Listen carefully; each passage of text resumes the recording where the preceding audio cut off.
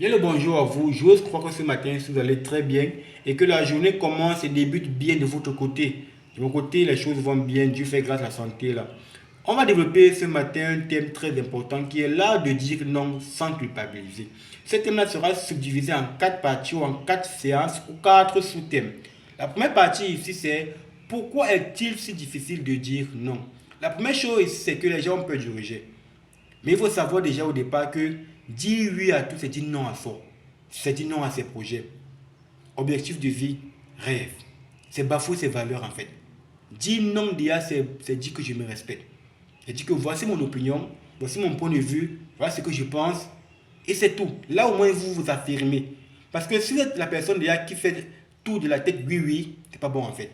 Vous devez être capable de dire non en disant que je m'affirme, je me respecte, voici mes valeurs que je mets en avant, que je prône au-dessus de tout. La deuxième chose, c'est que il y a ce qu'on appelle la culpabilité. On pense que on est égoïste si on refuse. Il faut savoir que quand déjà vous dites non, c'est pour dire que vous respectez ce que vous avez dit que vous deviez faire. Je prends ici un exemple très simple. J'avais décidé de mettre sur pied un projet. Et j'ai fait part de ça à ma mère, mes frères et sœurs.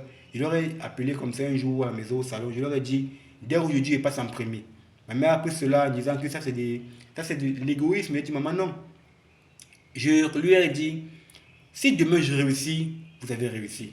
Alors pourquoi est-ce que je devrais me faire passer en deuxième et pourtant que si je fais passer en premier ce projet que j'ai écrit, alors cela pourrait m'amener à tel niveau d'ici 2, 5, 10 ans. Et là aussi, ça va aussi vous avantager parce que quand je réussis, vous réussissez aussi. Maintenant, bien après, donc, lorsque j'ai pu mettre à bout ce projet, voilà, le résultat est devenu visible.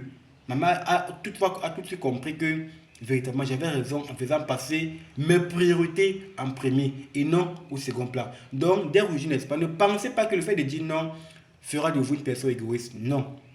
Ça fait de vous une personne qui se respecte déjà soi-même, qui respecte ce qu'elle a dit qu'elle ferait. C'est très important. La troisième chose, ça, c'est le conditionnement social.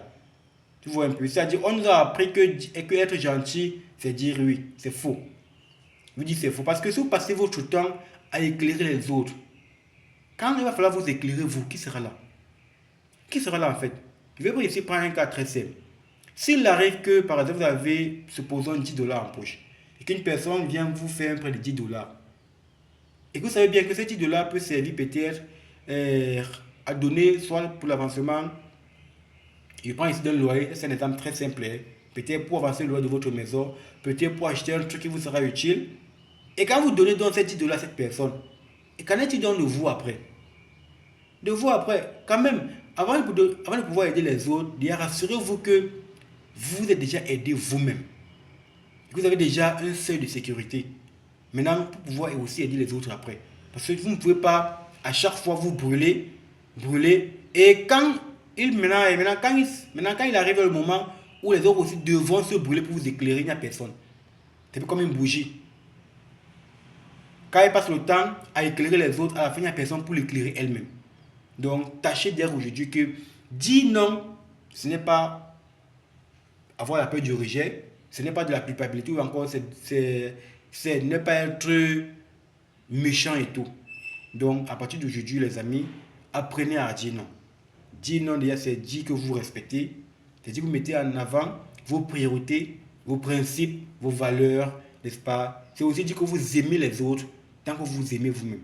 Donc, ce matin, j'espère que cette vidéo-ci vous a dit quelque chose. Voilà, va vous apprendre quelque chose.